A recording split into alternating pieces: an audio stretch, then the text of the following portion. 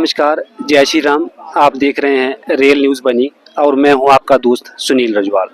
जैसा कि मैं आपको बताता चलूं कि आज बनी कॉन्स्टिट्यूंसी के एमएलए डॉक्टर रामेश्वर ठाकुर जी संद्रोन पंचायत का उन्होंने विजिट किया है। तो सर, कोरोना काल एक बहुत बड़ा टफ सिचुएशन थी उस वक्त सर, पूरे इंडिया या पूरे वर्ल्ड में सर टफ सिचुएशन थी। उसी सिचुएशन में सर बीडीजी एसपीओज जो हैं उन्होंने सर उस वक्त डे नाइट ड्यूटी की। तो अभी वो लोग जो है आराम कर रहे हैं घर में, उनको निकाल दिया गया है। तो साथ में कि डेली वेजेस का भी मसला इनके साथ ही आता है। सर, इसके बारे में क्या कहना चाहेंगे सर? असेंबली के बीच में एसपीओस का सबसे पहला मुद्दा मैंने उठाया था। जो चीज़ आप बोलते हो ये असेंबली में मैंने उस चीज़ को लाया था और इस चीज़ के ऊपर हमने बात भी की, जोर शोर से आवाज़ भी उठाई और मैं चाहता हूँ कि एसपीओस का मसला जो है हल हो। असेंबली में अगर एसपीओस के बारे में सबसे पहले बोलने वाला कोई इंसान था तो वो मैं था और मैं चाहता हूँ कि वो बहाल हों। और इवन कि इस टाइम है जो इस वक्त जो मिलिटेंसी का दौर है, जिस वक्त मिलिटेंसी इतनी फैली हुई है, इस समय सबसे ज़्यादा ज़रूरत हमें एसपीओस की है। वो ही लोग हैं जो गांव में, जिनको पता है कौन से रास्ते हैं गांव में, कहाँ एरिया है, कहाँ पे जा सकते हैं।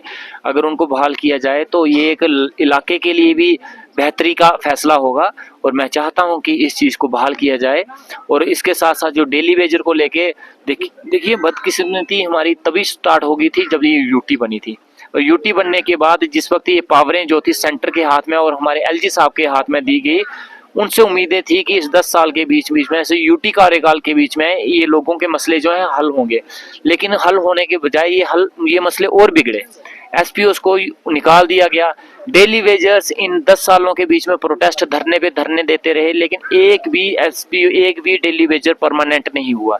रेगुलेशन की कोई पॉलिसी नहीं बनाई गई। इनको हमेशा लॉलीपॉप दे के बेवकूफ़ बनाया गया, इनसे वोट लिए गए। हमेशा इनके साथ हर बार अपने मैनिफेस्टो में इनको परमानेंट करने का इन्होंने एक मुद्दा रखा, वोट बटोरे, लेकिन इनको परमानेंट कभी नहीं किया, ना इनके ऊपर कोई पॉलिसी बनी। लेकिन असेंबली के बीच में चीफ मिनिस्टर साहब ने आते ही ये जो डेली वेजर अभी प्रोटेस्ट कर रहे हैं, इनके प्रोटेस्ट करने से पहले ही उमर साहब ने एक ऑर्डर कर दिया है कि एक कमेटी गठित की है, जो कमेटी 6 महीने के अंदर अंदर अपनी रिपोर्ट देगी ये इन डेली वेजर्स के ऊपर। तो ये बहुत बड़ी बात है कि जो आज 10 सालों में नहीं कर पाए, वो आते ही उमर साहब ने इन चीज़ों को दिया है और चीज़ें रातों रात नहीं बिगड़ती। ये इतने सालों का बिगड़ा हुआ निज़ाम आप बोलो 10 दिन में सुधर जाए तो वो सुधरेगा नहीं। इस यूटी बनने से पहले जब स्टेट थी तो हमारे पास कुछ फंड्स थे, हमारी स्टेट का कुछ खजाना था। लेकिन यूटी बनने के बाद हालत इतनी खस्ता है कि इस यूटी को टोटली खाली कर दिया गया है। ट्रेजरी खाली पड़ी है, सरकार के पास एम्प्लॉइज को पे देने के लिए पैसा नहीं है। सेंटर से पैसा लेके एम्प्लॉइज को पे दी जा रही है। बजट उस हालात में पेश किया गया और फिर भी जो बजट दिया गया वो गरीब से गरीब तबके को, जो एएवाई में फॉल करते हैं, उनको उसमें बेनिफिट देने की कोशिश की गई। चाहे वो राशन को लेके था, बिजली को लेके था, किसी भी चीज़ को लेकर था। इवन कि हमारे माताओं बहनों को लोग के लिए जो फ्री बस सर्विसेज स्टार्ट की गई है और जो बस सर्विस दो हमारे यहाँ पे एसआरटीसी चल रही हैं, जम्मू टू बनी चल रही है और जम्मू टू लोहाई मलार, उसमें आने जाने वाली जितनी माताएं बहनें होंगी वो फ्री ऑफ कॉस्ट जाएंगी। जम्मू से बनी उनका कोई किराया नहीं लगेगा, जम्मू से लोहाई मलार जो जा रही है उनको कोई किराया नहीं लगेगा। ये फायदा हम बनी वालों को भी मिला है। तो शुरुआत हो चुकी है और सबसे पहले फायदा देने की कोशिश की गई है। और आने वाले टाइम में जब देखिए जब इस यूटी की से, और हमें उम्मीद है कि प्रधानमंत्री साहब और अमित शाह जी, हमारे होम मिनिस्टर साहब, जो उन्होंने वादा किया था कि स्टेट देंगे, वो जल्दी अपना वादा पूरा करेंगे। और आने वाला बजट जो अगले साल होगा वो मैं जानता हूँ वो इससे बेहतर होगा और लोगों की बेहतरी के लिए होगा। आने वाले टाइम में ये सरकार जो है प्रतिबद्ध है और ये अपने वचन से पीछे हटने वाली नहीं है और इस समाज का जो उन्होंने वादे किए हैं वो पूरे जरूर होंगे।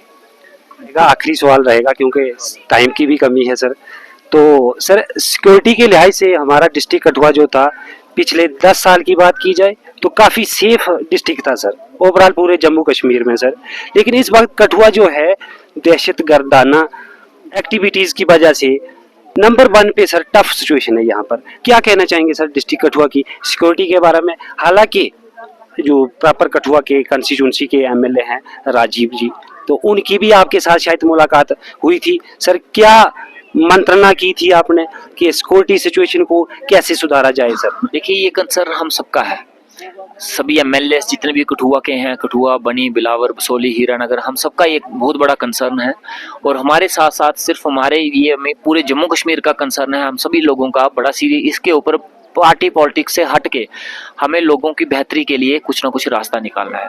और ये जो सिक्योरिटी फोर्स का जो मसला है, जो डिपार्टमेंट है, ये सारा का सारा होम मिनिस्ट्री के अंदर आता है, एलजी साहब के अंडर आता है, हमारे अमित शाह जी हैं उनके अंडर आता है।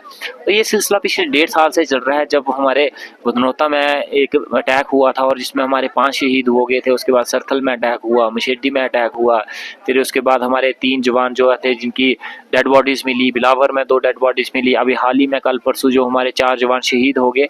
ये सिलसिला डिस्ट्रिक्ट कठुआ में काफ़ी देर से चलता आ रहा है और अब वक्त आ गया है कि इसके ऊपर देखिए, इससे पहले जब 2014 से पहले हमारे यहाँ आर्मीज की नहीं होती थी, चौकियाँ होती थी, सरथल में थी, देरी गला में थी, चोचरू गला में थी, मशेडी में थी, मल्हार में थी, बनी में थी, अच्छा इसके बाद ढग्गर में थी।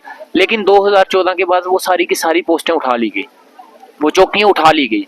बहुत बड़ा सिक्योरिटी लैप्स था। अगर वो नहीं उठाई होती, अगर वो रहती, तो शायद ये मिलिटेंसी जो थी इस लेवल तक नहीं फैलती, शायद मिलिटेंसी इस तरीके से इंटर ना कर पाती।